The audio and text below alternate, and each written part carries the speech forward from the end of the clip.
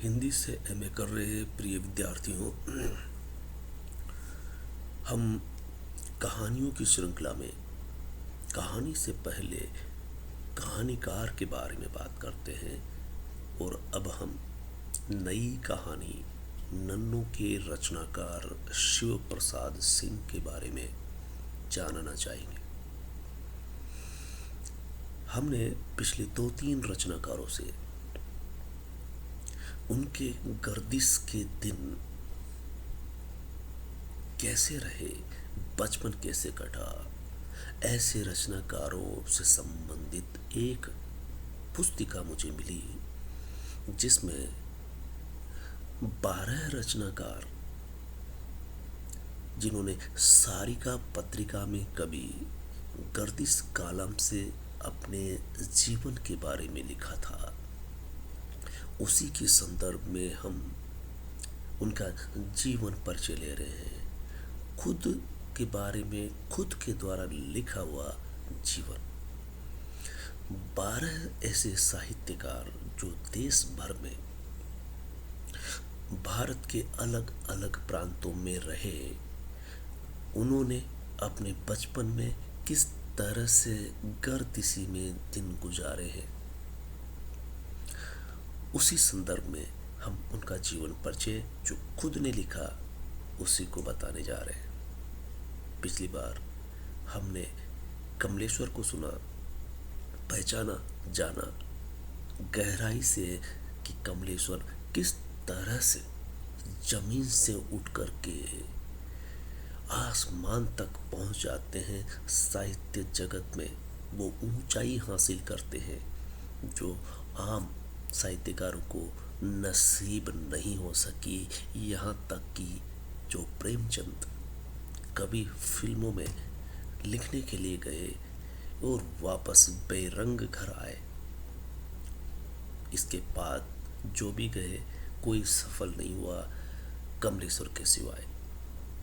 तो उन्होंने जो सारिका पत्रिका निकाली उसमें एक कॉलम रखा, ऐसे साहित्यकार जिन्होंने बचपन में गर्दिश के दिन देखे, गरीबी मुफलिसी देखी, उन्हीं के बारे में उन्हीं से लिखवाया।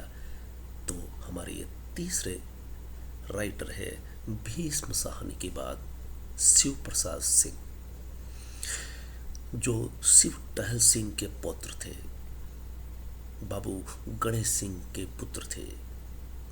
वहां से ही अपनी बात आरंभ करते हैं और कहते हैं कि गर्दिश कब नहीं रही, यानी शुरू से लेकर बचपन से लेकर अंतिम समय तक मैंने गर्दिश देखी। लेकिन फिर वो ये भी कह देते हैं कि गर्दिश के पहले के दिन, यानी पिताजी के भी पिताजी के दिन एक जमे हुए जमींदार के दिन थे और इनके 4 वर्ष के होते होते वो चल बसते। वो याद करते हुए कहते हैं गर्दिश कब नहीं रही, और निराला की लिखी हुई पंक्ति याद करते हुए शुरू में ही याद दिला देते हैं, रहा हारता स्वार्थ समर।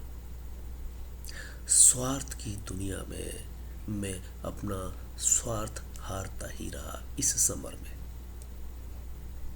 और वो कहते हैं कि लोगों को विश्वास नहीं होगा जो मेरा फोटो देखते हैं कि मैं कितना गरीबी में जिया हूँ। फोटो देखकर उनका या उनके पिताजी का या पिताजी के पिताजी का इतिहास जानते हैं। उनकी पंक्ति है कि जो परिवार को जानते हैं, चंदेल 12 को कौन नहीं जानता, मैं वो बाबू शिव टहल सिंह का पुत्र हूँ जिनके 3-3 मौजों की छावनियाँ रही है। घर पर 40 बैल बंधा करते थे और दर्जनों गायें भैंसे हुआ करती थी। जब आप 4 ही वर्ष के थे, उसी समय बाबू शिव टहल सिंह नहीं रहे। उनको याद करते हुए कहते हैं कि वो स्वभाव से बहुत गुस्सैल थे। दर्जनों गांवों में उनका दबदबा था। अगर कोई उनकी शान में गुस्ताखी कर दे, वो बताते हैं कि वो खाने में के बड़े शौकीन थे, साफ सुथरा और लजीज खाना खाते थे। किसी बहू ने खाने में उनके फुलकों में अगर दाग लग गया तो इसी बात पे वो लानत मलामत कर देते थे। एक के साथ ऐसा ही हुआ। तब कहते हैं कि उस वक्त वो कुछ कहने वाले थे, ओ करके कह रहे थे। तब शिव प्रसाद सिंह ने बचपन में उनकी नकल करते कह दिया ओ, और सभी ने सोचा कि अब पता नहीं क्या होगा।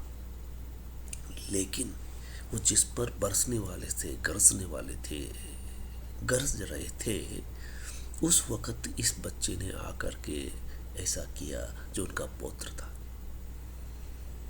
और फिर जो हुआ वो सभी ने देखा कि वो अपने पुत्र को गोदी में उठा करके चूम रहे थे। ये बदलाव, पौत्र के प्रति ये विश्वास, ये मोह, और उसने जिसके लिए, जिस पर वो गरज रहे थे, उसने आकर के कहा कि बेटा तूने मुझे आज बचा लिया, नहीं तो पता नहीं क्या होता। ऐसे शख्स के पौत्र भी कभी गर्दिश में हो सकते हैं, लोगों को विश्वास नहीं होता। खासकर मेरा फोटो देखने वाले भी आज से अंदाज़ा नहीं लगा सकते कि कभी मैंने मुफलिसी में जीवन जिया है।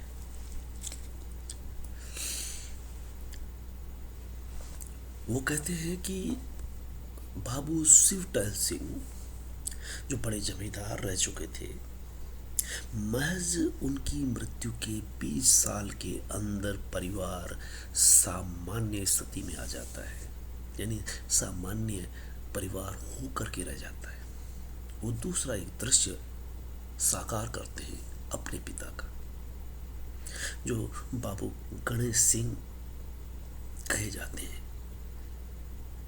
कि किस तरह से बरसात के दिनों में घुटने भरे पानी में जो कभी घोड़े पर चला करते थे, घुटने भर पानी में घूम घूम करके ईंधन जुटाया करते थे, जिसके कुटुंब में 40 लोग पला करते थे। इसके बाद शहर की तरफ रुख करते हैं पढ़ने के लिए। वो भी बड़ा मार्मिक दृश्य है। शहर बनारस,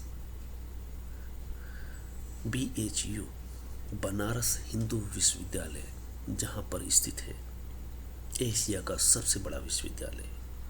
वहाँ के कॉलेज में आपका एडमिशन किया जाता है। वो भी एक ऐसा कॉलेज जिसमें पहुँचाने के लिए आप 25 रुपये हाथ में रखते हुए पिताजी कहा करते थे कि बेटा ये काफ़ी है ना। ये कहना शिव प्रसाद सिंह को ऐसा लगता कि जैसे वो पिताजी पर अपनी ख्वाहिशों की ज्यादती कर रहा है, यानी 25 रुपये वो किसी तरह से निकाल करके देते थे और कहते कि ये काफ़ी है।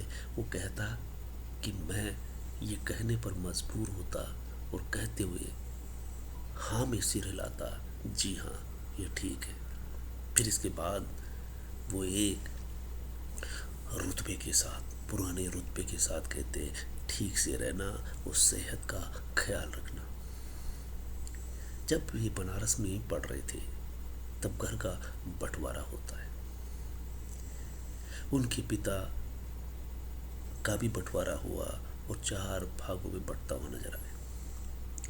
ऐसी स्थितियों को आप रचनाओं में पढ़ सकते हैं। दादी माँ कहानी और इनका उपन्यास है अलग अलग वैतरणी। आप जब बनारस